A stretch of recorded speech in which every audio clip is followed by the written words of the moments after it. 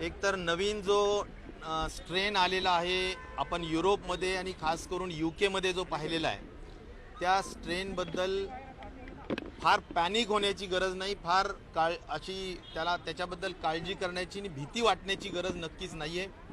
त्याचा जो आजपर्यंत झालेला अभ्यास आहे, एक नक्कीच आहे की तो इन्फेक्शियस आहे, म्हणजे तो पसरतो फार झपाट्याने, ज्याची टक्केवारी 70% पर्यंत जे काही आम्हाला ICMRनी आणि आमच्या आरोग्य विभागाने माहिती दिलेली आहे त्या दृष्टिकोनातून इन्फेक्शियस आहे, संसर्गजन्य जास्त आहे. परंतु जे काही आपले औषधं आहेत त्या औषधांवरच जे आज त्याचा उपचार होऊ शकतो. वॅक्सिन जे काही आपण निर्माण करत आहोत किंवा त्याच्या बाबतीतली जी काही म्हणजे जेनॉलॉजिकल चेंज जी झालेला आहे, जेनेटिकल चेंज जो झालेला आहे, तर तो चेंज खऱ्या अर्थाने असा वॅक्सिनच्या माध्यमातून म्हणजे चांगल्या पद्धतीनं वॅक्सिन त्याच्यावर परिणाम करू शकतो असं सिद्ध झालेलं आहे.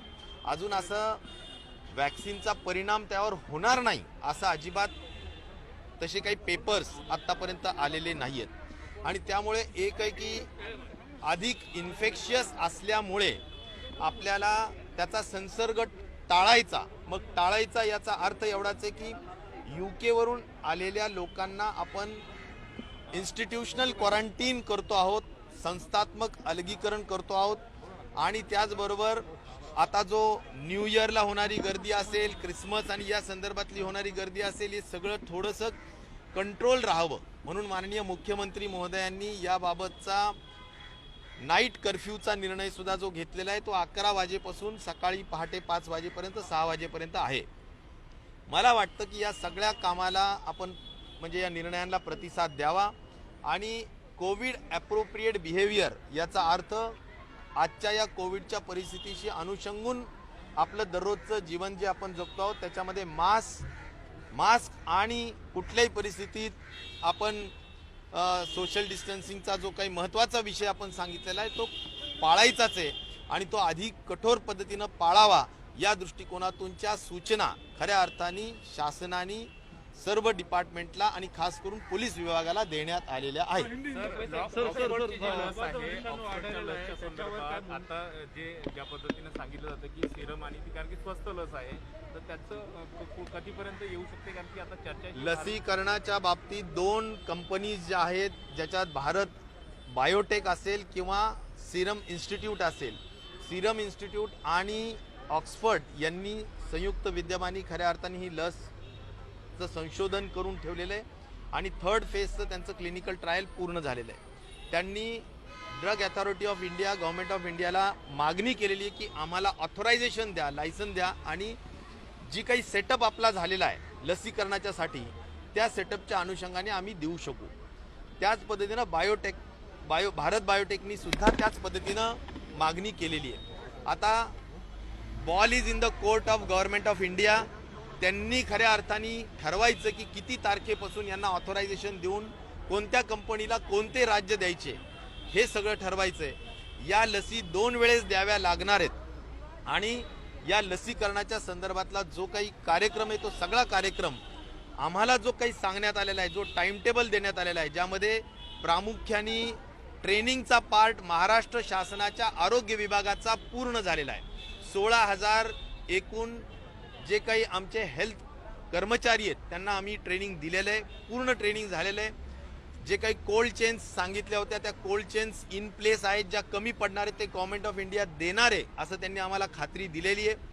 त्याचबरोबर सगळ्यात महत्त्वाचं म्हणजे कुठे कुठे द्यायचं आहे, शहरी भागात अर्बन हेल्थ सेंटरला, ग्रामीण भागामध्ये पब्लिक प्रायमरी हेल्थ सेंटरला या सगळ्या गोष्टी तिथं करायच्या. त्याबाबतचं जे काही प्रशासनाच्या बाबतीतल्या ज्या काही सूचना आणि जो काही मॅन्युअल ज्याला म्हणतो आपण, जसं इलेक्शन मॅन्युअल असतं आणि प्रत्येक गोष्ट मायक्रो प्लॅनिंग झालेली असते, त्या पद्धतीची मायक्रो प्लॅनिंग लसीकरणाच्या संदर्भातली झालेली आहे आणि त्या बाबतीत आपण योग्य ती कार्यवाही येणाऱ्या काळात करणार आहोत. हॉपकिनला औषध पुरवठा करणारे काही ठेकेदार आहे तर त्यांची बिलं थकलेली आहे, त्यामुळे भविष्यामध्ये अनेक हॉस्पिटलला औषध पुरवठा होणार नाहीये. मला वाटतं बिलं थकलेली आहेत ह्या गोष्टी प्रशासकीय आहेत, अशा गोष्टी जर का आता मेडिकल एज्युकेशन डिपार्टमेंटच्याही काही असू शकतात, काही आपल्याही असू शकतात, तर या संदर्भात निश्चित प्रकारे निधीला कुठलीही कपात आदरणीय या ठिकाणी वित्तमंत्री आणि उपमुख्यमंत्री अजितदादा पवार साहेबांनी लावलेली नाही आणि त्यामुळं अशा काही बिलं थकण्याचं काही कारण नाही आहे. प्रशासकीय काही बाबी असतील त्या सोडवल्या जातील, परंतु हाफकिनचे सगळे बिलं त्वरेने दिले जातील. एकदा मराठी संपवा. नवीन जो विषाणू वाढाला आहे त्याच्यावर आपल्याकडे मुंबईतल्या कस्तुरबा रुग्णालयात संशोधन करण्याच्या काही सूचना आपण दिलेल्या आहेत. मला असं वाटतं की सगळ्यात मोठी संस्था जर कुठली असेल तर नॅशनल इन्स्टिट्यूट ऑफ व्हायरॉलॉजी आहे आणि त्यामुळं पुण्याच्या नॅशनल इन्स्टिट्यूट ऑफ व्हायरॉलॉजीनी या नवीन स्ट्रेन असलेला जो काही व्हायरस आहे त्याबाबतच्या जे काही जेनॉमिक चेंज झालेला आहे किंवा जे आपण म्युटेट झालेला व्हायरस म्हणतो, तो म्युटेशन झालेला व्हायरस त्या संदर्भातील जे काही योग्य ती संशोधन करण्याचं काम हे national institute of virology Pune या ठिकाणी निश्चित प्रकारे सुरू आहे आणि त्याबाबतचा योग्य तो अभ्यास करून ते नोट ICMR ला देतील आणि ICMR च्या पुढील सूचनेप्रमाणे आम्ही कार्यवाही करू. सर MIMचे खासदार सर जानेवारी महिन्यामध्ये लोकल सुरू करण्यात येतील असा प्रकारचा विषय चालू होता, तर आता तशी परिस्थिती आहे, हा विषय पुन्हा एकदा पुढे जाईल असं वाटतं? मला असं वाटतं की लोकलच्या संदर्भातला अंतिम निर्णय हा माननीय मुख्यमंत्रीच घेतील, परंतु कुठल्याही परिस्थितीत जे काही इयर एंड आहे या इयर एंडला संपल्यानंतरचे जे काही फिगर्स राहतील त्या सगळ्यांचा परिस्थितीचा अनुमान घेऊन माननीय मुख्यमंत्री महोदय या संदर्भातला अंतिम निर्णय घेतील. नाईट कर्फ्यूला मनसेने कुठतरी आक्षेप घेतलाय. त्यांचं म्हणणं आहे की नाईट कर्फ्यूनेच करोना कसं काय रोखला जाऊ शकतो, कारण की इतर ठिकाणी मात्र पार्ट्या किंवा या ठिकाणी हॉटेल्स सुरू असतात आपल्याला पाहायला. मला वाटतं की जे जे काही नाईट कर्फ्यू असेल, अन्य गोष्टी असतील, ह्या सगळ्या गोष्टी जनहितासाठीच आणि जनतेच्या आरोग्याच्या सुरक्षिततेसाठीच केलेल्या आहेत. आपल्याला अगदी सहजासहजी घेऊन चालणार नाही. अख्खं युरोप थर्ड लॉकडाऊनमध्ये गेलेलं आहे, UK थर्ड लॉकडाऊनमध्ये गेलेलं आहे आणि त्यामुळं आपल्याला या स्ट्रेनपासून काहीतरी खबर म्हणजे त्या ठिकाणी शिकावं लागेल आणि तोपर्यंत आपल्याला एकदमच जे सब कुछ चलता है ही सिस्टम आणि ही मानसिकता योग्य नाही. कुठल्याही परिस्थितीत आपल्याला ह्या नवीन स्ट्रेनला सुद्धा गांभीर्याने घ्यावा लागेल. जोपर्यंत त्याचा परिणाम आपल्याला खऱ्या अर्थाने पूर्णतः अभ्यास करून दिसत नाही तोपर्यंत आपल्याला त्याला गांभीर्याने घ्यावाच लागेल. म्हणून हे जे काही नाईट कर्फ्यू आणि मास्कचं अधिक कडक करण्याचं जे धोरण राज्य शासनाने घेतलेलं आहे त्याला माझ्या जनता जनार्दनाला अतिशय नम्रपूर्वक हात जोडून विनंती आहे की त्याला योग्य तो चांगला प्रतिसाद द्या आणि सहकार्य करा अशी माझी विनंती आहे. सर मराठीमध्ये MIMचे खासदार इम्तियाज जलील यांनी म्हटलेलं आहे की काही विधानसभेत प्रश्न विचारणं म्हणजे काही आमदारांचा हा धंदा झालेला आहे, कंत्राटदार आणि अधिकाऱ्यांना ब्लॅकमेल करतात. कशाबद्दलचे प्रश्न? जे प्रश्न उपस्थित करतात मला असं वाटतं की सर्व लोक सारखे नसतात. आमदार सगळे 3-4 लाख लोकांमधून निवडून येतात आणि मला असं वाटतं की सगळे लोक अतिशय जागरूक असतात त्यांच्या मतदारसंघाप्रती, त्यांच्या भागातील प्रश्नांप्रती आणि त्यामुळे ते त्या योग्य ते प्रश्न विचारतात.